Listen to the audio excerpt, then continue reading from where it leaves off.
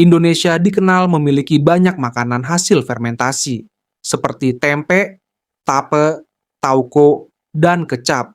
Di Kota Medan, makanan fermentasi menjadi bagian penting dari pola konsumsi masyarakat. Tempe khususnya menjadi salah satu sumber protein yang terjangkau dan banyak dikonsumsi oleh berbagai kalangan masyarakat.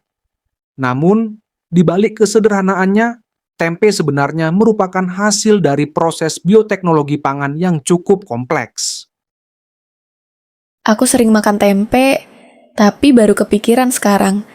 Sebenarnya bagaimana sih tempe itu dibuat?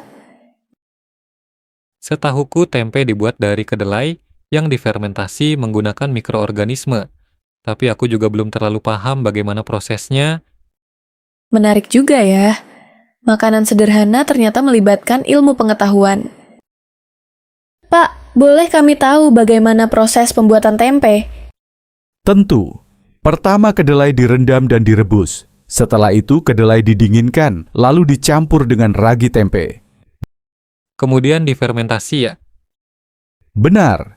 Kedelai yang sudah diberi ragi kemudian disimpan selama sekitar 1 hingga 2 hari sampai menjadi tempe.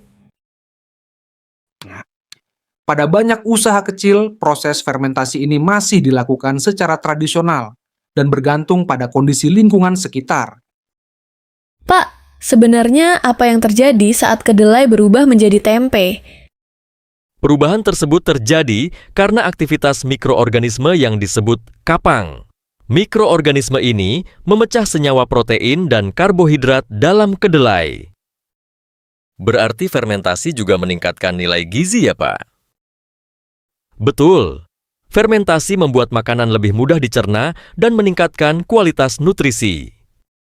Ada beberapa faktor penting yang mempengaruhi fermentasi. Pertama adalah suhu dan kelembapan. Jika suhu terlalu tinggi atau terlalu rendah, proses fermentasi bisa terganggu. Kedua adalah tingkat keasaman atau pH.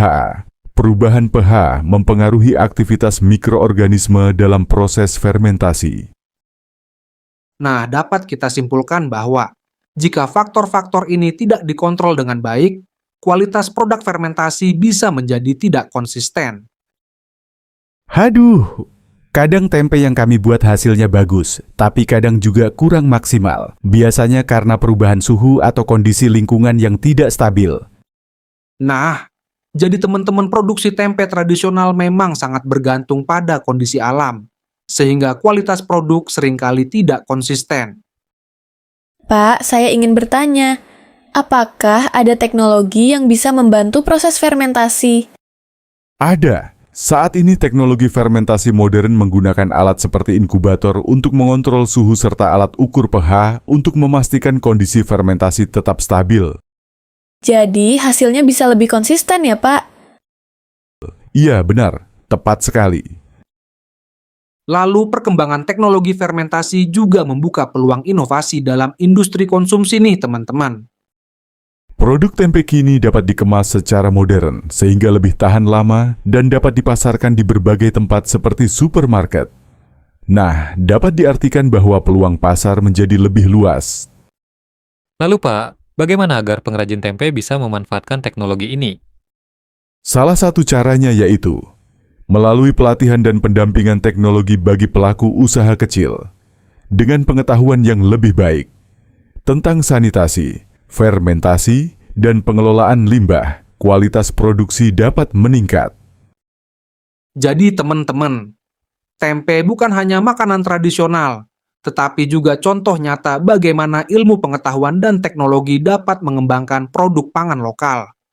Dengan inovasi teknologi fermentasi, tempe dapat menjadi produk pangan yang lebih berkualitas, aman, dan mampu bersaing dalam industri konsumsi modern pada saat ini. Demikian penjelasan dari kelompok 8 tentang pengembangan tempe berbasis teknologi fermentasi sebagai inovasi dalam industri konsumsi. Semoga bermanfaat bagi kita semua. Terima kasih.